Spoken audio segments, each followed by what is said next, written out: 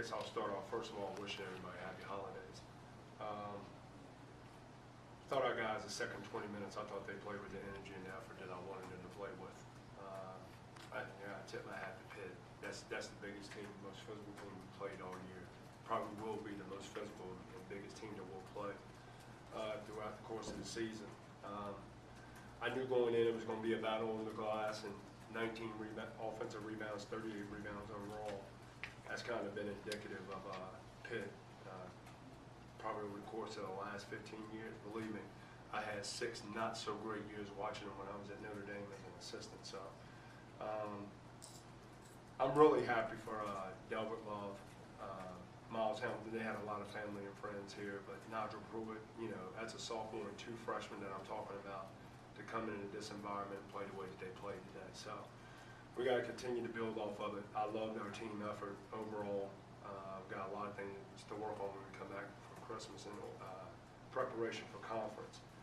I think more importantly, as we move forward, is that we got to get better defensively. To hold them to 42% may have been a better defensive effort. I don't know if some of that was them having 1 or 2 feet out the door for Christmas break, or us actually doing some things, changing up defensively. Hopefully it's the latter of those 2 statements. But as we move forward, we're going to continue to get better, and I wish Pitt the best of luck here.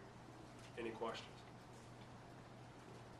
You mentioned about being at Notre Dame. When you see this team going 10 deep, typically Pitt in conference play have usually gone 8 deep or so. But is this a team that can cause people problems with their depth and ability to bring 5 guys off the bench? Yeah, I think their depth can definitely cause problems. I think probably one of the things that'll be interesting is to see how they continue to shoot from the perimeter. Only taking 8 3-point attempts. Will teams zone them, change up some defenses, and do different things of that nature. But when you got 10 bodies that are physical, strong, active, live, that can wear down opponents. Is there anybody in particular who causes problems just when they come off the bench? You know what? I think Dante Taylor, when he comes in, gives them an added dimension inside. Although he's been a starter for a couple of years. I was very impressed with Steve Adams from the time that he walked on the floor, watching him warm up. Saw him a little bit when he was at prep school. I think he and Zana play pretty well together. Robinson does a very good job of controlling the game for them. So, it'll be interesting to see how Trey Ziegler, from this point forward, how he's going to step up, and the kid Johnson as well. So, but I told Jamie I like this group. I told Brian Regan, who I've known for a long time, that it looks like these guys like playing with each other. They like being around each other, and when you have that type of chemistry, it's usually a great sign of success.